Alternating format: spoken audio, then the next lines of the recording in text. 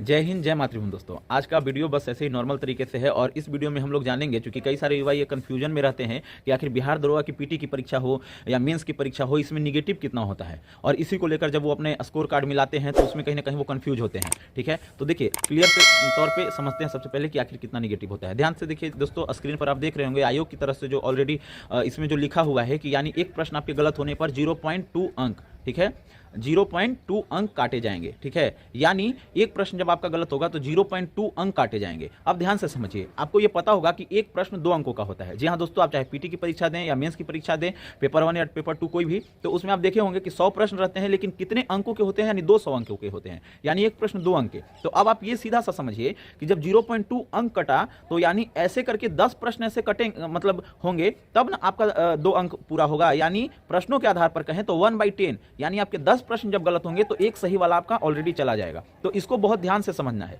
क्योंकि कई लोग कंफ्यूजन होते हैं और अपने स्कोर को मिलाने लगते हैं। तो प्रश्न में जब बोलेगा तो 1/10 समझिए, यानी आप मान लीजिए कि आपके 80 प्रश्न गलत हो सही हो गए और उसके बाद 20 प्रश्न आपके गलत हैं, तो आप खुद समझिए कि आपका प्रश्न के अनुसार कितना स्कोर हुआ। यानी 20 गलत हुआ, यानी 2 सही वाला आपका कट जाएगा, यानी 80 - 2 78। तो 78 आपके प्रश्न सही हुए। अगर अंक में बोलेंगे तो 78 दूनी 156, तो ये आपके अंक में हो गए। तो कंफ्यूजन नहीं होना है दोस्तों। आप सीधा सा इसको ऐसे समझिए कि मेरा 10 जब गलत हो जाएगा तो एक सही वाला प्रश्न चला जाएगा, ऐसे सीधा सा समझिए। और अंकों में 0.2 स्पष्ट रूप से लिखा हुआ है। तो हाँ, और दूसरी बात एक और है कि लोग कंफ्यूजन में ये करते हैं ना कि निगेटिव को बहुत सीरियस लेते हैं। यहाँ पर ध्यान दीजिए, बिहार दरोगा जैसी परीक्षाओं में जहाँ पर आपको 10 गलत होने पर एक सही वाला आपका माइनस हो रहा है, मतलब एक सही वाला प्रश्न आपका माइनस हो रहा है, तो ऐसी परीक्षाओं में आप निसंदेह निसंकोच होकर तुक्का मारने पर भी ध्यान दीजिए। तो खास करके जो 50-50 वाला लगे उसमें तो निश्चित रूप से तुक्का मारिए, ठीक है ना। और ऐसे भी जब आपके पास कुछ नहीं बचता है तो 10